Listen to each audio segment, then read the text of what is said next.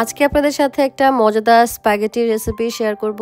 Last time যখন বাজার করতে গিয়েছিলাম তখন এই 3 কালারের ক্যাপসিকাম নিয়ে এসেছিলাম, ইয়েলো, রেড অ্যান্ড গ্রিন কালারের ক্যাপসিকাম। সাথে করে এই হালাল চিকেন সসেসগুলো নিয়ে এসেছি। আজকে মজা করে স্প্যাগেটি রান্না করে খাবো। মুরগির বুকের মাংস ভিজিয়ে দিয়েছি। এটা দেখতে গরুর মাংস মতো লাগছে, বাট এটা মুরগির মাংস, শক্ত মুরগির মাংস। গরম পানি বসিয়ে দিয়েছি। এই গরম পানির মধ্যে লবণ আর একটু তেল দিয়ে দিয়েছি। এখন স্প্যাগেটিটা ভালো মতো এটার মধ্যে সিদ্ধ করে নেব।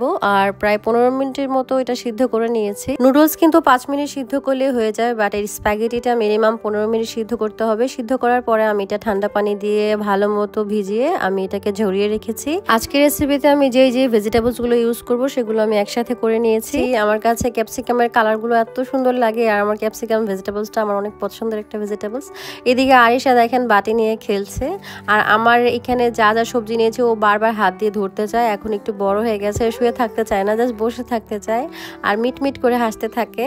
আপনারা সবাই আমার পাখিটার জন্য অনেক দোয়া করবেন। এদিকে আমার সব কাটাকাটি শেষ। আমি সসেস কেটে নিয়েছি, ক্যাপসিকাম কেটে নিয়েছি, মাংসগুলো ছোট ছোট পিস করে কেটে নিয়েছি, গাজর কেটেছি, বাঁধাকপি কেটেছি, সবকিছু কেটে নিয়েছি একসাথে। এখন সসেসগুলো ভেজে নেব অল্প একটু তেলে। যা সসেসগুলো 2 থেকে 3 মিনিট ভেজে নেব। সসেসগুলো ভাজা শেষ হয়ে গেলে আমি এখন মাংসটাকে ভেজে নেব। তার আগে মাংসটা একটু মেরিনেট করে নিচ্ছি। এখানে দিয়েছি সাদা গোলমরিচের গুঁড়া, আদা রসুন বাটা, একটু লবণ আর একটু সয়া সস, সবকিছু দিয়ে একসাথে মাখিয়ে নিয়েছি।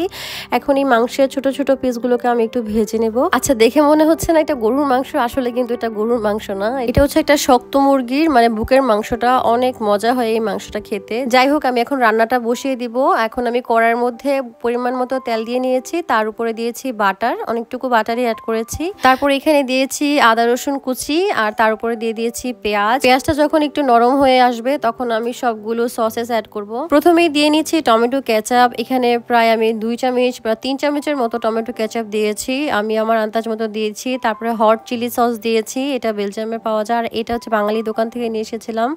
একটু সুইট চিলি সস ছিল। তারপরে দিয়ে দিয়েছি সয়া সস, একটা বোতল শেষ হয়ে গেছে, পরে আরও একটা বোতল নামিয়ে সেখান থেকে অল্প একটু সয়া সস দিয়ে দিয়েছি। সবকিছু আমি চোখের আন্দাজে পরিমাণ মতো করে দিয়েছি। লবণ দিয়েছি 2 চামচ। মশলাটা যখন কষে গিয়েছে তখন আমি এটার মধ্যে সবগুলো ক্যাপসিকাম দিয়ে দিয়েছি কাঁচা মরিচ, দিয়ে দিয়েছি সাদা গোলমরিচের গুঁড়া।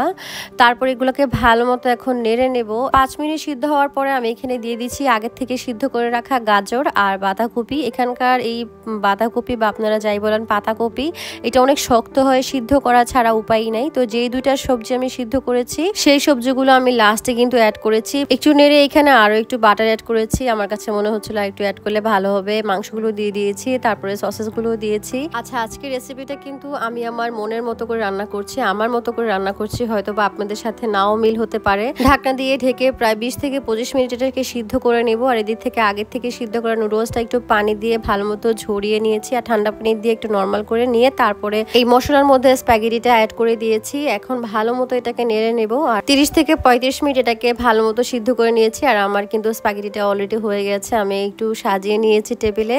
এখন আমার হাজবেন্ডও চলে এসেছে, আমরা একসাথে খেতে বসে গিয়েছি। যেহেতু আমরা হাজবেন্ড ওয়াইফ সারাদিন বাসায় একবারই খাই, সেজন্য আজকে কিন্তু ভাত মাছ কিছু রান্না করি নাই। আজকে এই স্প্যাগেটি দিয়ে আমাদের সারাদিন চলেছে, আজকের অন্য কিছুই রান্না হয়নি। যাই হোক, এই ছিল আমার আজকের রেসিপি। আপনাদের কাছে কেমন লেগেছে আমাকে কিন্তু কমেন্টে অবশ্যই জানাবেন। আপনাদের কমেন্ট আমাকে অনেক বেশি ইন্সপায়ার করে।